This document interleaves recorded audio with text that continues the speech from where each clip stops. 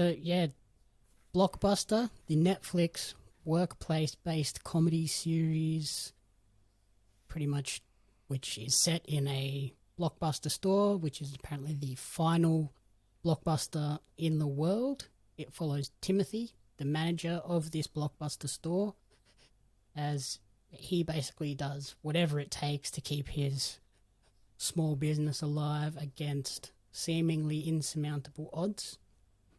The series premiered on Netflix on November 3rd with a 10-episode season of approximately 30-minute episodes. I hated this show, and normally I can find positives to push through and see a series to the end. This show, I could not do that.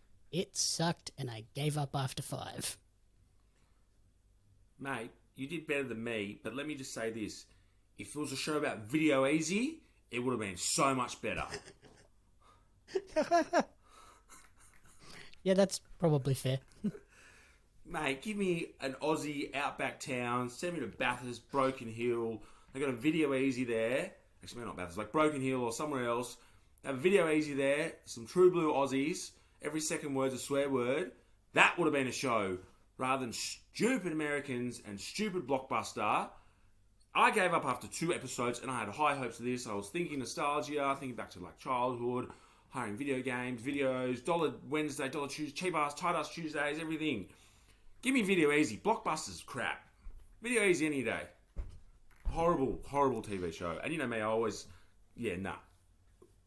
Yeah, I couldn't believe how bad this was. From the trailers, I was super excited for this. I thought it was, like you said, this is going to be like really fun, nostalgic ride with lots of silly comedy, but yeah, there was none of that. They didn't lean into the nostalgia factor at all, and the jokes were not good. It was just bad. That's where they went wrong. If they would have lent in the nostalgia factor, it would have been so much better, but it just seemed like it was forced, and like, because there is a Blockbuster, I think it's in Oregon actually, there is one Blockbuster left, and people go there and they have like merch and stuff, and they could have lent into the whole nostalgia, but it was just poo. Yeah, like worse than like you said, the last remaining Blockbuster is in Bend in Oregon.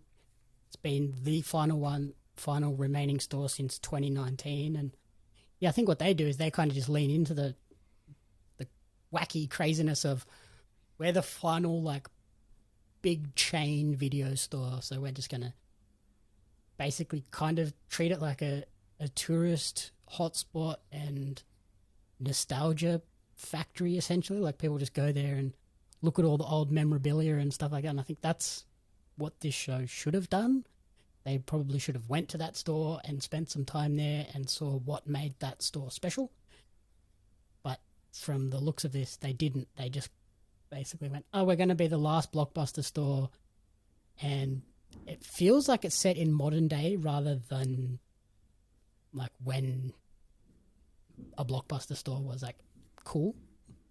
They should have set it in the 90s when Blockbuster was the place to go on a Friday night to see what the new weekly releases were and pick them up and have a good time. But no, none of this worked for me at all. No. Like, they could have even done like the Blockbuster, and then the ending of this show could have been when Netflix came, and then they could have evolved it into a show about Netflix and how Netflix went from renting DVDs in the post to a global phenomenon. Like, they literally, that was a whole timeline. They could have done it. They could have gone, opening Blockbuster, the highs, the lows, the end.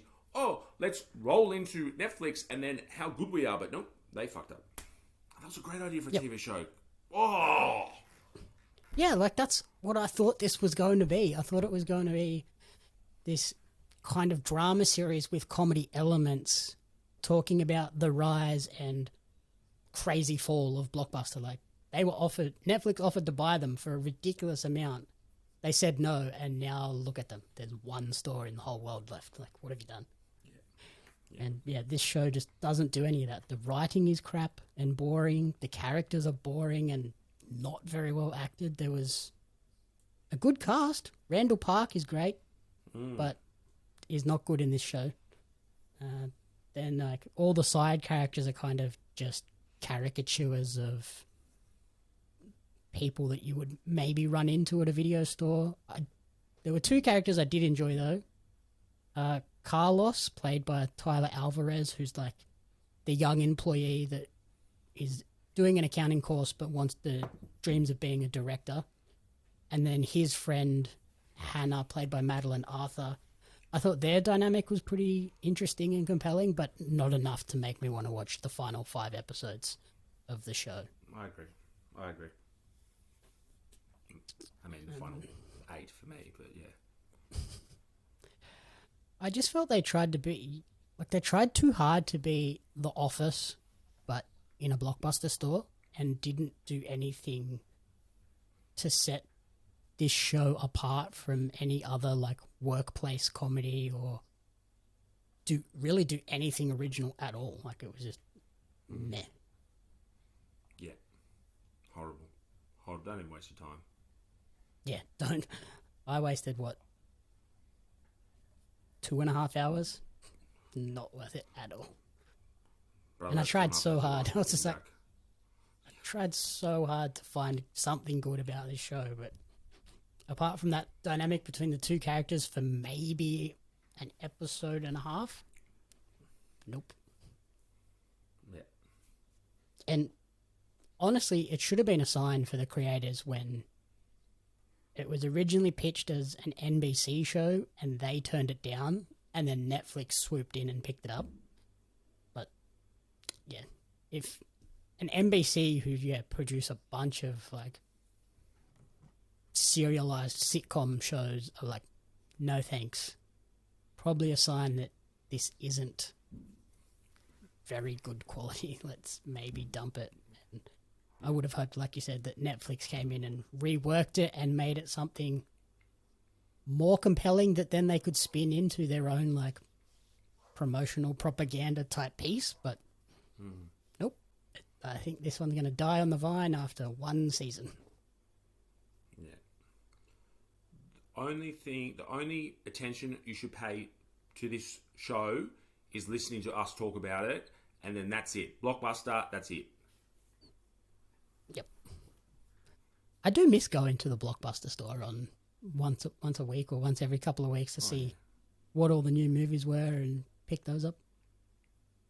Oh yeah, we when I was growing up, there was a Video Easy and then there was a Blockbuster. They were like a couple of minutes walk from each other. So if you went to Video Easy and they didn't have what you wanted, like Scary Movie 1, you'd go out to Blockbuster and then see if they had it. And then if not, you would be upset. But yeah, it was good. I'd always go to Video Easy because it was the closest. But yeah. Go Video Easy, I miss you. Yeah, I love that, going in, seeing what the new movies were. You might find something that you hadn't heard of or weren't expecting to like grab your attention, or if you couldn't find a movie, they'd always have a game or something that you could pick up and play for a couple of days. It was the best. I loved it. Nintendo 64. Yeah, man. Good times.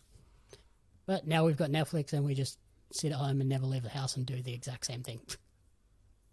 No, now we've got Netflix, Amazon Prime, Disney Plus, Stan, KO Sports, Amazon, Paramount, and then you spend 8 hours deciding one thing to watch, and then it's bedtime and you didn't watch anything. So this in the commentary booth is better. Yeah, that's a massive issue. That's kind of the whole point of this podcast, to stop people doing that. Yeah, so that's pretty much everything for this week. I can't stretch out my Blockbuster talk any more than it sucked. Nah,